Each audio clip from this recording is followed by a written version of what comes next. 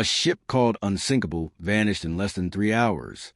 But what if I told you 113 years later, we're still uncovering its secrets?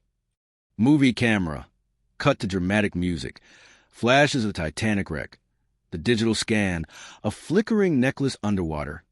From haunting discoveries on the ocean floor to the strange question that stunned the man who found the Titanic, this isn't just history. It's a mystery we still can't let go.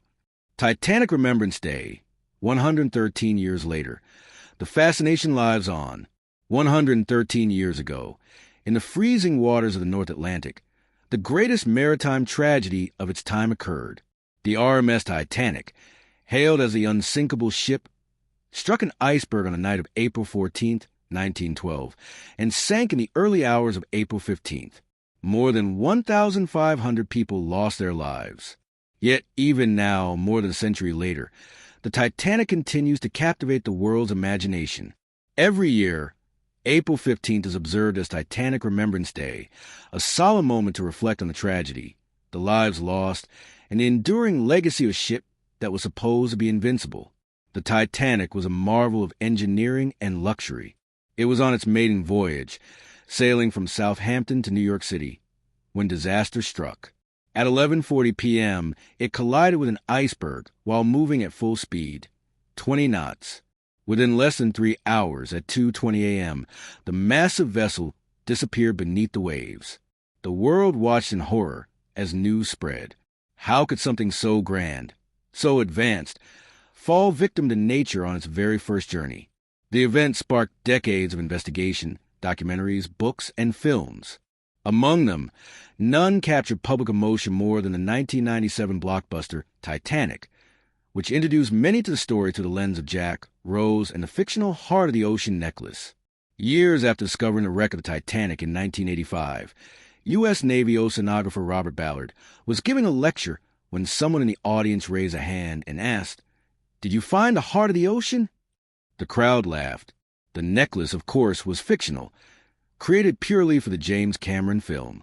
Ballard bit his tongue, replying kindly that the jewelry didn't exist. But sitting in that lecture hall was a young man named Jared Frederick, who would grow up to become a history professor at Penn State University. That strange question stuck with him, not because of its absurdity, but because it symbolized something deeper. Everyone in some way knows something about the Titanic, and almost everyone seeks to understand it more. Frederick, now a passionate Titanic historian, believes the story remains so powerful because it blends so many themes: human error, class divide, technological overconfidence, sacrifice, and love. He dreams of someday creating a college course entirely focused on the Titanic, exploring its complex history from all angles. To this day, he remains fascinated not just by the wreckage, but by the lives that were forever changed, those who died, and those who miraculously survived. This year, Titanic Remembrance Day brings new attention thanks to a groundbreaking National Geographic documentary titled Titanic: The Digital Resurrection. Using cutting-edge underwater scanning technology, researchers captured over 715,000 high-resolution images of the wreck. These were compiled to create a stunning, full-scale digital twin of the Titanic, right down to individual rivets and scattered shoes resting on the ocean floor. Park Stevenson, a renowned Titanic expert and one of the executive producers of the 1997 film, was left speechless by the accuracy and detail. He described how, for the first time, he could explore the shipwreck from multiple angles and locations virtually, as if walking to the real vessel underwater.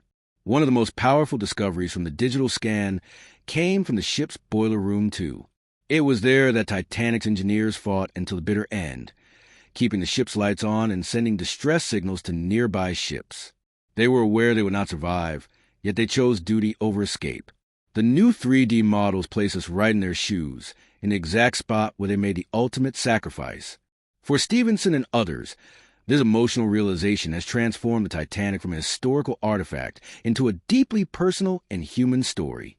Frederick echoed this feeling, saying what haunts him most are not the ship's broken beams or rusted anchors. It's the small, everyday items left behind. Child-sized shoes, toys, pieces of jewelry, dinnerware still set out for meals that were never eaten. These quiet remnants remind us that each passenger had a story, a family, a future that was tragically cut short. It's in these humble human details that the true legacy of Titanic lives. Despite being over a century old, the Titanic remains an active subject of research and debate. New theories continue to emerge. New documentaries shed light on its final moments. It's not just a historical event. It's a window into a past that still echoes today. According to Frederick, the Titanic is a study in engineering, oceanography, class structure, economics, and culture. It's also an emotional touchstone, a story that reflects the best and worst of humanity. Even as the wreck continues to deteriorate and corrode on the ocean floor, scientists believe that certain parts of the Titanic, like its bronze features, may remain intact for centuries. But no matter how much of the physical ship disappears, the memory of the Titanic will endure. In our books, our films, our museums, and our hearts, the Titanic remains unsinkable in the collective imagination. So today, on Titanic Remembrance Day, we don't just remember a ship, we honor the people. Over 2,200 souls who boarded with hope, excitement, and dreams. More than 1,500 died in the cold, dark sea, but about 700 survived, carrying their stories forward for future generations. And through those stories, we continue to explore, to question, and to feel.